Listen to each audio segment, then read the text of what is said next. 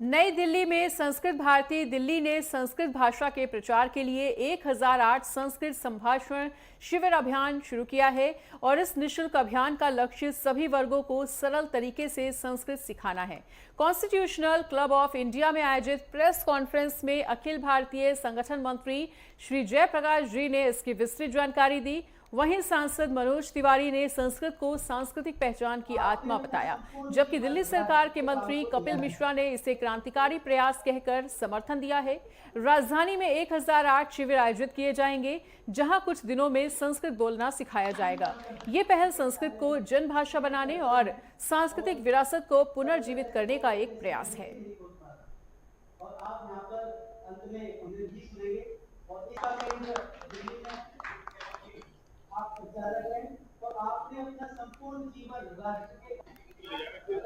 देखिए, जिस प्रकार एक पखवाड़ा दिल्ली में शुरू होगा और 23 अप्रैल से 3 मई तक चलेगा, संस्कृत को आसान भाषा में लोगों तक पहुंचाने का एक ये कार्यक्रम होगा। इसमें लोगों को सिखाया भी जाएगा। डॉक्टर भागेश जी हैं।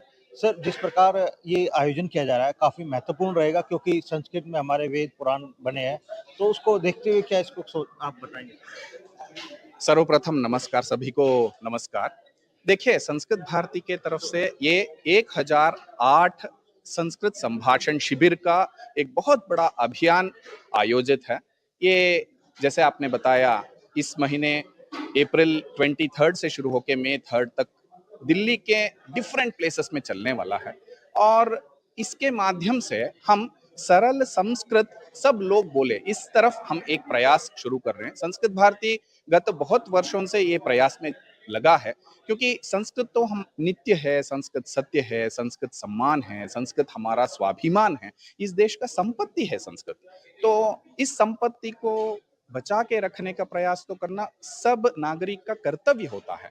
देखिए, इस विश्व में डिफरेंट कंट्रीज हम देखेंगे तो उनका लैंग्वेजेस अभी उनका प्राइड बना हुआ है। स्पेन में देखिए स्पेनिश है, अगर वही आप वेस्ट में देखेंगे तो इंग्लिश प्राइड बना हुआ है। बहुत सालों से पहले जैसा था ऐसे ही चाइना में मैंडरिन या चाइनीज पहले 2000 वर्ष पहले जैसा था, अभी भी वही बात करते हैं। मगर भारत में ये दुर्भाग्य का विषय है कि संस्कृत तो हमारा माता था, संस्कृत टोटली धर्मनिरपेक्ष भाषा था, टोटली सब जगह में संस्कृत था।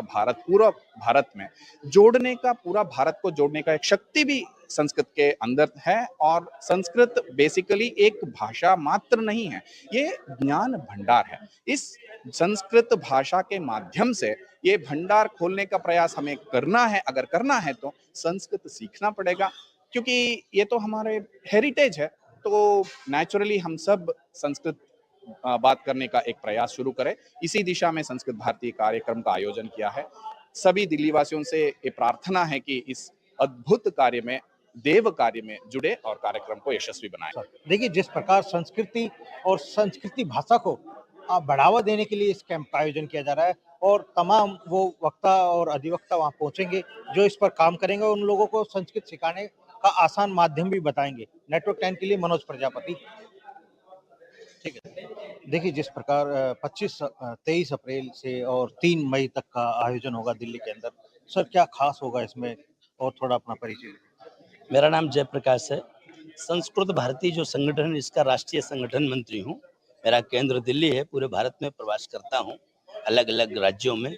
संस्कृत भारती दिल्ली प्रांत के कार्यकर्ताओं ने एक लक्ष्य लिया है कि संस्कृत के 1008 संभाषण शिविर चलाए जाएंगे 1008 स्थानों पर। इनका समापन सामूहिक करेंगे।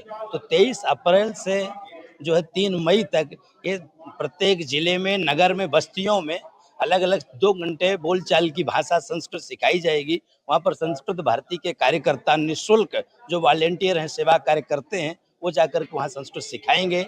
समाज के लोग, प्रत्येक वर्ग के लोग उसमें भाग लें, ये अनुरोध है। और समापन सब एक साथ आए समापन में। तो संस्कृत के बारे में जो मानस बना हुआ है, उस तरह का मानस, लोगों का विभिन्न मानस, उसका परिवर्तन भी करना।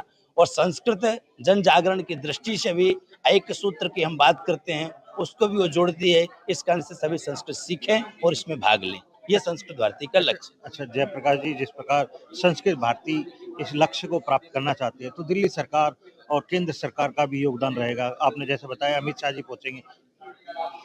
देखिए, योगदान उनका इसमें शिविर लगाने में नहीं रहेगा। शिविर तो संस्कृत भारती ही लगा रही है, लेकिन बड़ा कार्यक्रम है, समापन कार्यक्रम है और हमारे समाज के प्रमुख बंधु हैं जिनको हम उस सभा में बुलाएं, इसलिए हमने माननीय गृह मंत्री जी को चयन किया कि वो सुरक्षा की बात है, यदि रक्षण का विषय है तो संस्कृत में भी कहा गया शास्त्रादपि शरादपि, इसलिए वो गृह मंत्री हैं तो वो इस कार्यक्रम में आए, ऐसा निवेदन है। अच्छा, धन्यवाद सर।